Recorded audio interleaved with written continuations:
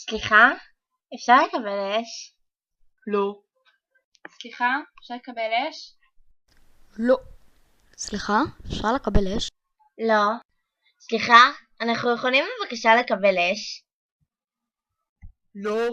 סליחה גברת, אפשר בבקשה לקבל אש? תגידי לי, בת כמה את? 14. מצטערת, אני לא נותנת לילדים.